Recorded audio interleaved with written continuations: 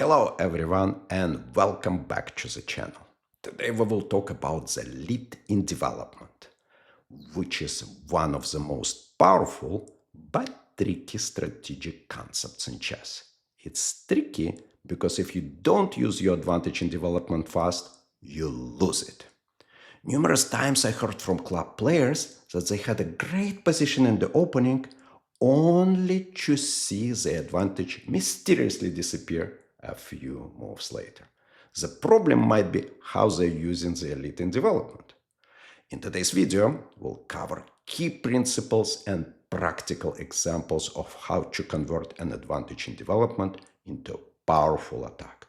You will learn how to open the position, how to activate your pieces effectively, and which common mistakes to avoid in the opening, such as moving an already developed piece twice, developing the queen too early, or making too many pawn moves. But first, let's take a look at the position on the board. It's black to move. And we can see that black is in serious trouble here, no matter the 2-point material advantage.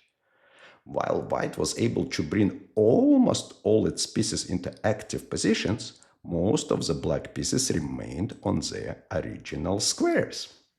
At the moment, white has a significant lead in development and serious attacking chances. Now let's look at the beginning of this game to see how it even happened that black was not able to develop its pieces. The game was played recently. White is rated at around 2100, black is rated slightly above 1900.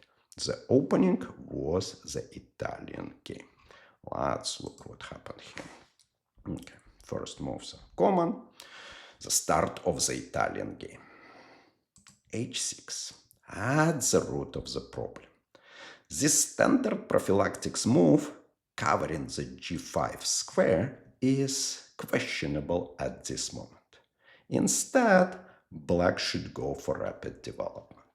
Common moves in this position are bishop c5, called the Cucca piano, or knight f6, the two knights defense. Occasionally, less active bishop e7 is played, called the Hungarian defense. Okay, but h6 was played. Now what to do for white? And white reacts well, opening the center immediately. A lead in development is a temporary advantage that you should use quickly before it disappears. If instead of d4 you play d3, this would be typical wrong play with an advantage in development. Black should have no problems if white plays slow and steady here. For example, let's say black plays knight f6, white castle, black develops, development, castle, and position is equal. Black is completely fine. Okay, so we need to open game immediately. This was done. d4 was played, black takes pawn. Okay, now let's see what happens next. White plays aggressively here. They're going for some setup in the style of Danish gambit. Instead, of course, white can simply take pawn. For example, knight takes, knight develops, so probably trade, and maybe development. No, white still has advantage in development, some space advantage, white is better. Notice that if black tries to develop bishop, this would be wrong, because white has tactics. Oh, let's put bishop on c5. This would be wrong, because white has tactics. White can take pawn on f7, decoy, and then fork on h5. So we take pawn, king takes, now we're forking, king is attacked, bishop attacked, and white gains material. White is up a pawn, keeps attacking. Let's say black blocks. White can even trade. And eventually white should win this endgame. Okay, but instead of taking pawn, white played aggressively. Played c3. Okay, black takes pawn. Now white, of course, can retake pawn with knight, developing, but white finishes development instead with castling. And now the rook is ready to attack as well. So black grabs another pawn, ignoring serious lack of development. I think black should play something like d6. Then white would probably retake pawn. Then maybe developing. White would probably create some problems on f7. Black defends. And the game should continue. White is still good. But black decides to grab another pawn. And now we have the position where we started. White has powerful bishops looking at black's position. Pawn in the center. Knight is ready to participate in attack. Queen is also ready. Rook can come to e1. This is bad position for black. White pieces are too active and black is not able to meet upcoming threats. Let's see what happened. Knight g7, development. And white finds a concrete way to exploit his lead in development, targeting the f7 weakness. Queen b3. Pawn on f7 is attacked. Checkmate in one move is threatened. Black more or less forced to play d5. So now white gains one pawn back. So black is able to trade, but knight still attacked. So black has no time to develop anything because white is creating threats that force a response. Okay, black moves knight. Now white brings rook to the game, pinning knight. Black tries to move queen and maybe move bishop, maybe castle. But still it's difficult because queen aiming at b7. So white developing knight and threatening knight b5. Okay, black protects, covers the square. Now last white piece in the game. Rooks are active, all pieces are active. Now what is threatened? Let's see. White can continue with bishop a3, creating threats and pushing d6, or white can play knight e4. Game is basically over. Black is hopeless here. Okay, black tries to play b5. Knight attacks queen. Now queen moves. Another knight coming. Okay, bishop tries to develop. And white goes for tactical finish, which is not necessary, but still good. Knight takes f7. Once king takes, we will have discovered check. So king takes, discovered check follows. Queen comes closer. Okay, and then white finds excellent move. They're going for checkmating attack here. Notice that it's never late to spoil a good game. If you take knight, you lose queen. Example, let's say we try to take. Now we lost queen.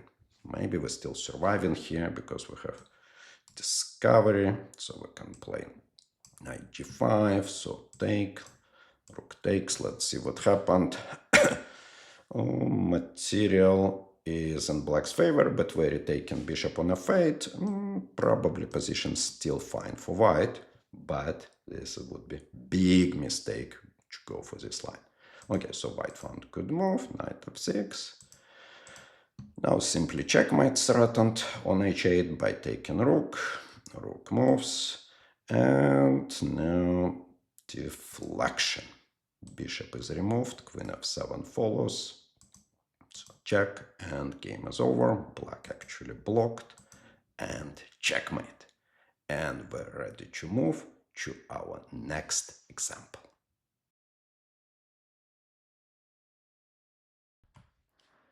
Our previous example was from the game of club level players. This example is different.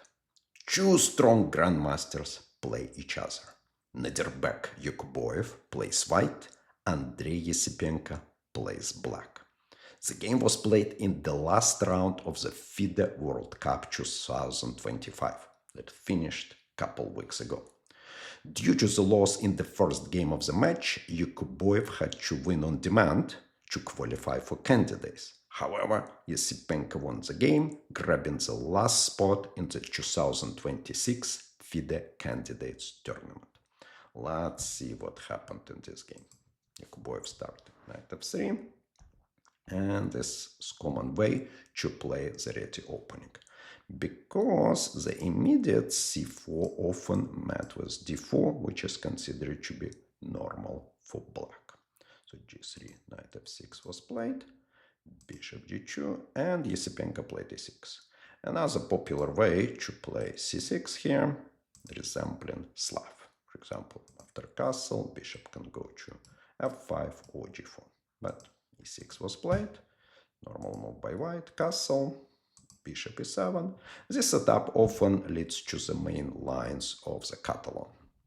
Okay, white plays c4, castle, and now if Yakuboev played d4, it would be main line of Catalan. But white played differently, d3 was played. Another very popular option here instead of d4 is b3 with idea bishop b2, placing bishop on long diagonal, but d3 was played. Okay, d5, the most popular and logical move. Knight e5. Okay, this move is a bit unusual. It's currently popular. White plays with the same knight twice, trying to create outpost on e5 and get active play in the center. Okay, here Yesipenko played rare move. It's a rare but good move. This is the second choice of engine. One of the ideas might be to play b5 next and then bishop b7. Many other options were tried in this position. For example, here black tried queen c7 several times. Knight bd7 was played. I saw game with knight fd7. Bishop d6 was tried as well. Okay, but a6 was played. Now black tries maybe play b5. Okay. Yakuboev likely didn't analyze this position before the game. White had numerous options. They could play, for example, e4, d4, maybe even take, maybe a4, stopping b5. But queen b3 was played. This is ambitious but risky, because white tries to put pressure on b7 and d5 without developing pieces. Okay, now Yesipenko responded with bishop d6, attacking knight. Another logical move would be queen c7, attacking knight. White probably would play f4, and now black can sacrifice pawn in the style of Banka Gambit. Let's see what happens. Say white takes this pawn, black develops knight, attacks knight, now knight takes. Now queen is attacked, it needs to retreat, and black has serious initiative, resembling Banka Gambit. Okay, but this was not played. Bishop d6 was played, attacking knight. Now white needs to follow through and support knight. f4 was played, and black puts pressure on the knight. Okay, trade of pawns in the center happens, and I expected that knight c3 would be played. Now white plays differently. This move I didn't expect at all. It looks like serious strategic mistake. White's bishop was essential piece. After this trade, white cannot put any pressure on the black center. In addition, white king becomes very weak. Okay, Yesipenko is probably surprised here and takes this bishop. This is not really pawn sacrifice for black. It's bad play by white strategically. Okay, now b5, powerful move by Yesipenko. Black takes under control a long diagonal and gets a serious lead in development, because white queen will be attacked when black bishop gets to b7. Maybe white underestimated this move and didn't calculate it through, which is highly unusual mistake for top-level grandmaster. It might be explained by the situation in the last round when Yakuboev had to play for the win on demand. But let's see what happens if queen takes.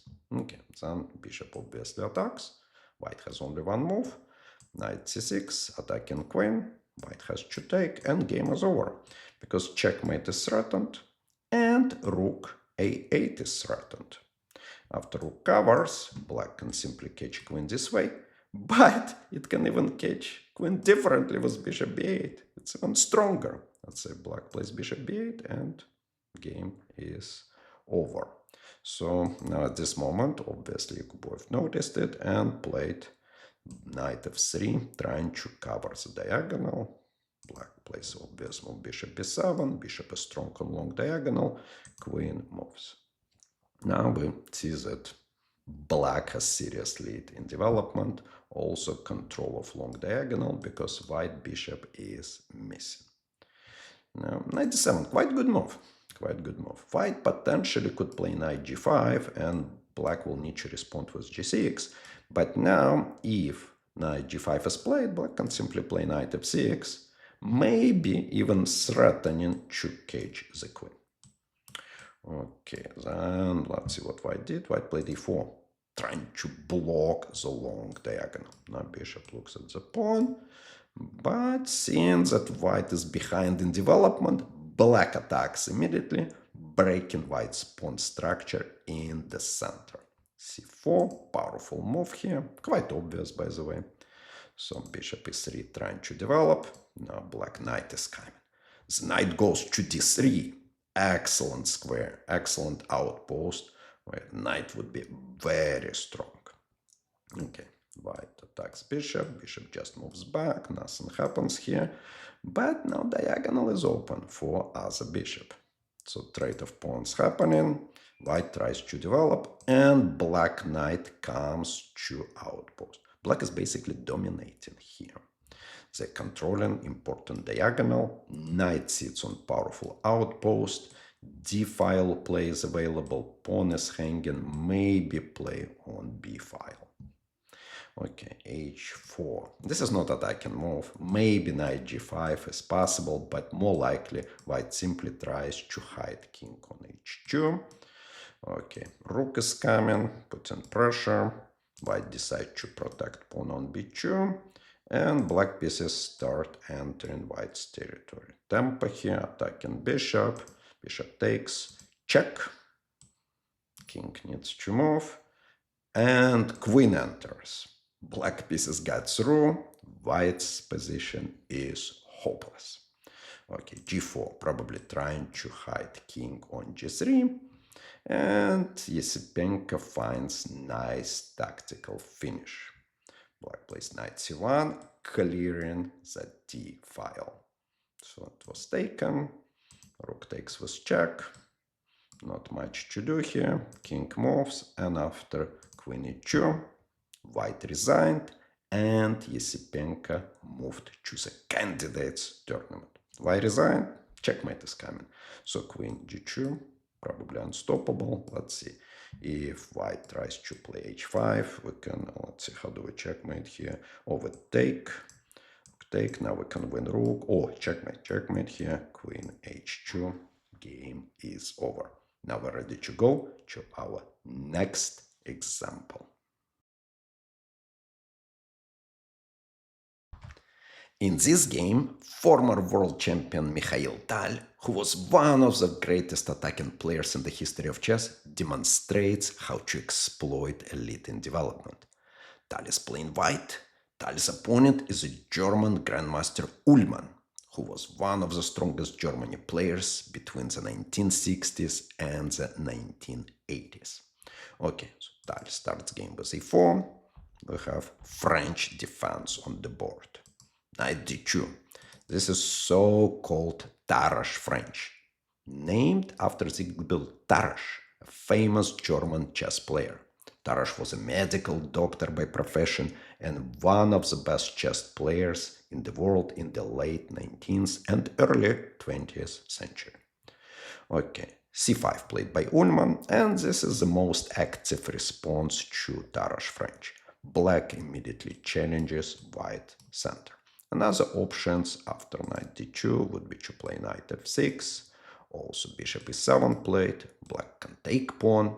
This would be Rubinstein French. Okay, but c5 was played. Knight gf3 response by Tal.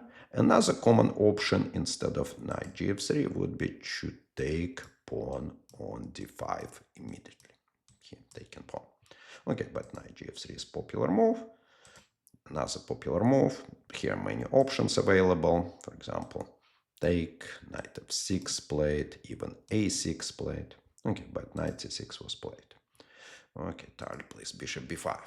This development move was popular at the time of the game, but currently the main option is to take pawn immediately. Okay, but bishop b5 was played, quick development move, and black makes mistake.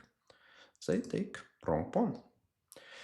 It's wrong exchange of pawns by black because it brings the white knight to the central position and opens diagonal for the c1 bishop. See, now knight sits well and bishop can come as well. What black should do instead? Probably play a6, something like this is theoretical line, or maybe play take on d4. This is different. So knight takes, bishop d7, and then after trade on c6, this is about equal position. Okay, but black did take wrong pawn, and now white pieces are active. White has advantage in development. Okay, bishop d7 was played, bishop d5. Tal goes for quick development in open position, immediately attacking queen. Another good option would be probably to castle here. For example, if knight takes on d4, we take, and protect our bishop. Here white has initiative and good compensation for a sacrificed pawn. Okay, but Tal played bishop g5. Okay, queen a5. Good response by Ullman. So now knight c3 is forced because bishop needs to be protected. So knight goes back. Okay, this move appears to be forced because potentially d5 is threatened. However, black had better options. For example, they could try to develop knight g7 or clear the situation on the queen side with a6. Now take. It's interesting that engines evaluate this position as close to equal. However, in practice, black is in trouble here because white has a significant lead in development. Black might be able to hold this position with a precise play, but such defense is far from easy, especially when facing one of the greatest attacking players in the world. Okay, Ullman played bishop b4. Black is too optimistic. They're trying to win a pawn instead of developing. More logical, bishop e7 move.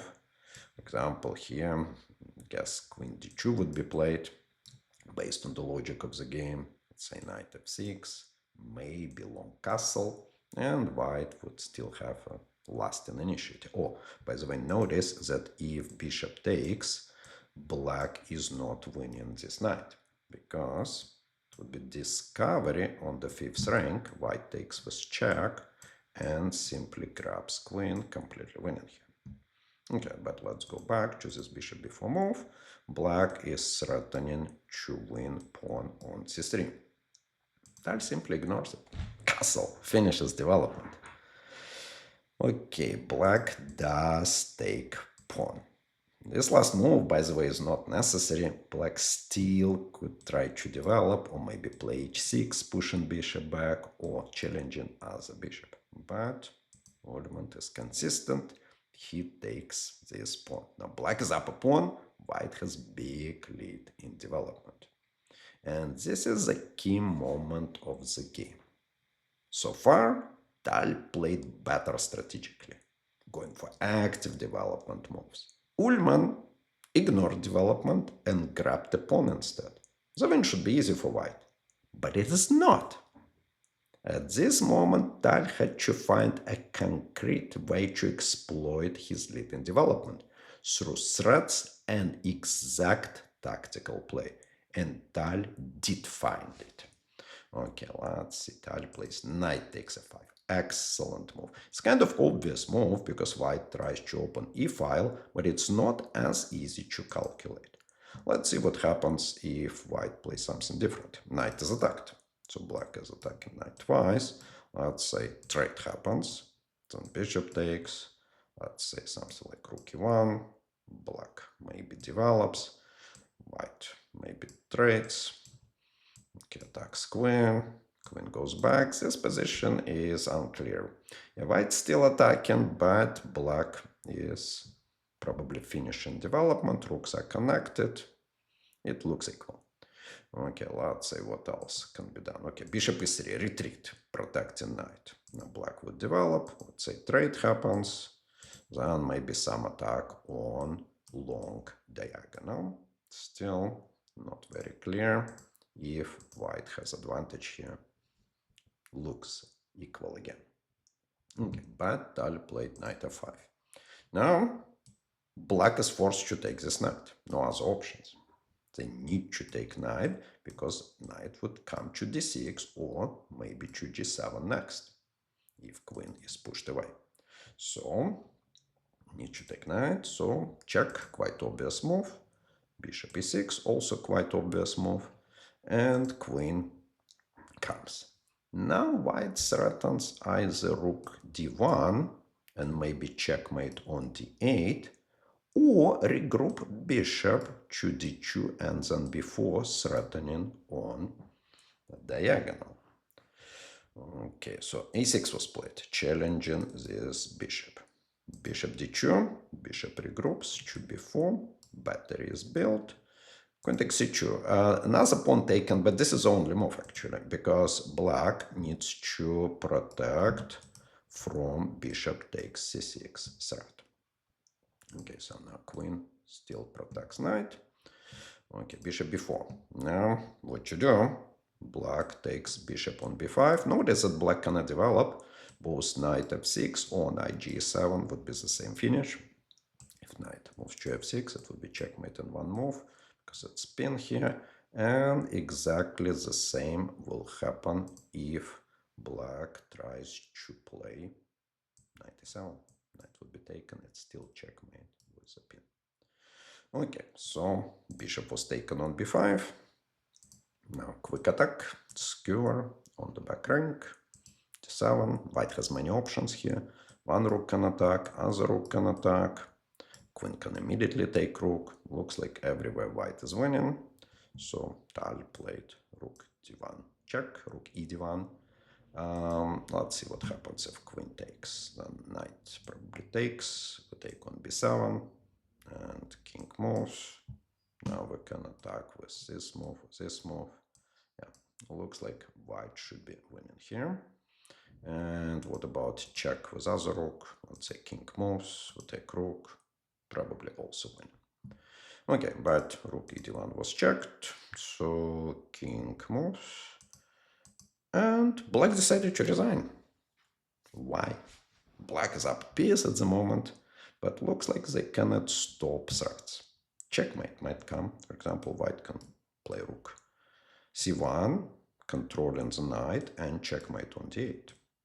Another threat might be to win rook on h8. At some moment, white can play queen f8, take pawn, take rook. Okay, let's see what exactly black can do here. Okay, let's say they take on b4. Then we checkmate. Okay, what else can be done? Let's say they try to counterattack, give us rook, but maybe jumping with the knight somewhere here and attacking f2. Let's say we take rook, they jump, attack f2. Oh, but we cover. White is winning here with bishop e1. Okay, what else? Let's see. Queen a4 offering trade, attacking bishop, maybe check. King needs to move, and let's go after this rook. Queen f8, and looks like this would be winning as well. So resignation was warranted. We're done with our examples of advantage in development. Today, the main thing to remember is that a lead in development is a powerful but temporary advantage. You must act fast and energetically to create threats, converting the lead in development into some permanent advantage, such as winning material, before your opponent catches up. Now it's your turn. Try to apply these strategic ideas in your own games. Please let me know in the comments how it goes. If you find this video helpful, please give it a thumbs up and consider subscribing for more chess tips and lessons. Thanks for watching, and I will see you all in the next video.